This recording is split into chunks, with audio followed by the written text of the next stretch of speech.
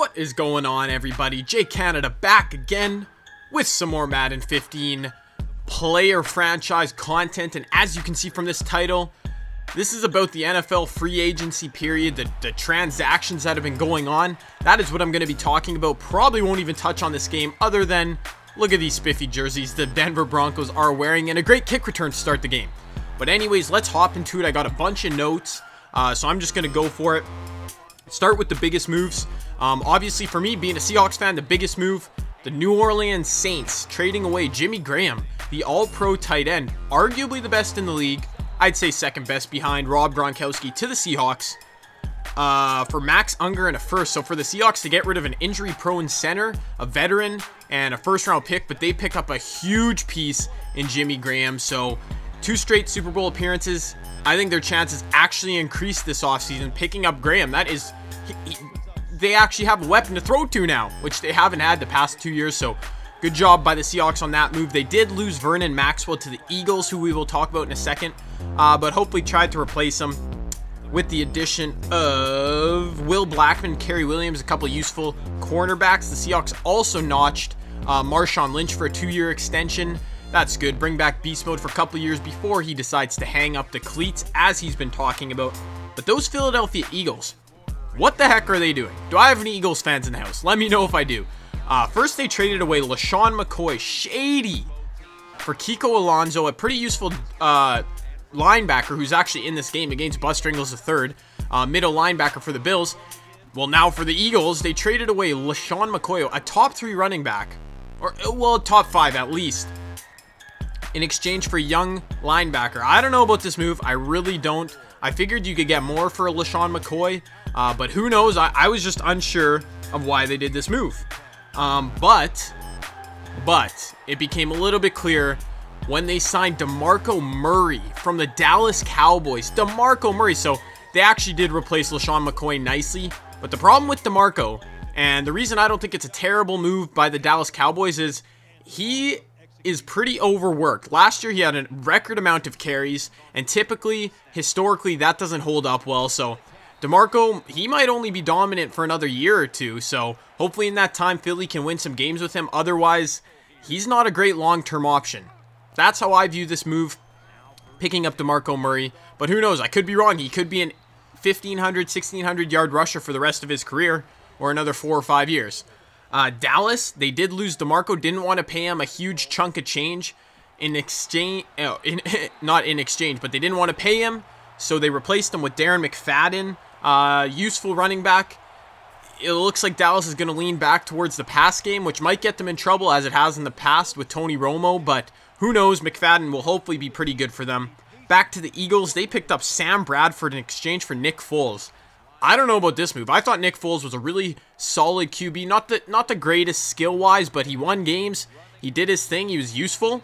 And they trade him for Bradford, who has been a bust ever since coming out of Oklahoma. I believe that's where he went to college, so not sure about that move. That leaves them with Sanchez and Bradford at the quarterback position. And Chip Kelly has brought in Tim Tebow to work out. Tim Tebow, seriously, this is where we're going, Philly? I don't know. Let me know what you guys think, you Philly fans, about that. But let's move on. The New Orleans Saints, as I mentioned, traded away Jimmy Graham. They picked up Brandon Browner, a huge cornerback addition, a huge defensive back. Good move by the Saints right there. They also picked up CJ Spiller to aid in the backfield. And speaking of Browner, the New England Patriots lost their top 2 cornerbacks this offseason, Browner and Darrelle Revis. So that was a huge move. Revis going back to the Jets. They gave him a ton of money, and looks like Revis was more interested in the cashola than another Super Bowl ring, so that's his call. He's a great cornerback. It's a big loss for the Patriots, both those guys, Browner and Revis, so it'll be interesting to see how they recover. Another big trade that caught my eye was Brandon Marshall from the Bears to the Jets for a 5th-round pick. Marshall might be a top 10 wide receiver in the league. I think he is. And they get a 5th-round pick for him? I understand it's a salary cap dump, but could the Bears have not found a taker that would have given them more than a 7th-round pick? Or a 5th-round pick? I don't know, a bit iffy. Another big name on the move, big size-wise, Ndamukong Suh, going to the Dolphins, a huge contract, highest paid defensive player in history, I think, or at least this year. I don't know about the money they threw at him, but he is a great player. And Detroit was quick to fill that gap literally and figuratively, by trading for Haloti Ngata from the Baltimore Ravens. Not quite on the echelon that Ndamukong Suh is anymore, but still a pretty good pickup. Who else do we want to see? Julius Thomas from these Denver Broncos. Julius, man, he's leaving Peyton Manning, going to the Jacksonville Jaguars. That's a big loss for Peyton and the Broncos. I don't like their chances next year. They don't got Buster Ingles III. Andre Johnson to the Indianapolis Colts. Andre getting older. The Texans decided it was time to part ways, but I think he can still get it done, and pairing up with T.Y. Hilton and those guys over in Indianapolis could be deadly. Could be deadly with Andrew Luck. Another nose tackle, defensive tackle on the move. Vince Wilfork, another loss for the New England Patriots. I'm just remembering how the Patriots have been dismantled this offseason. 3 big pieces on their defense are gone. Wilfork going to the Houston Texans. So Houston making some moves. Jeremy Maclin, another name that was lost from the Eagles, a wide receiver. He's heading to KC to play alongside Matt Castle. Is Matt Castle the starting quarterback in Kansas City? Or am I just making that up? Or no, Alex Smith. Wait, what am I? Alex Smith. Who knows? I sound like a fool now because I don't know. But AJ Hawk, another name from the Packers. That's a big loss for the Packers. He's going to Cincinnati. And I'm just reading my list. I think those are the main names. So basically, LaShawn McCoy replaced by DeMarco Murray in Philly. I think that's a pretty lateral move for Philly. I'm just worried about DeMarco's future. He's got injury troubles in the past, fumble troubles, and usually when there's one big year of rushes, injuries start to pile up. So it'll be interesting to see. I'm excited for Jimmy Graham in a Seahawks uniform. It'll be interesting to see what Philly does at their quarterback position. Who's the starter day one?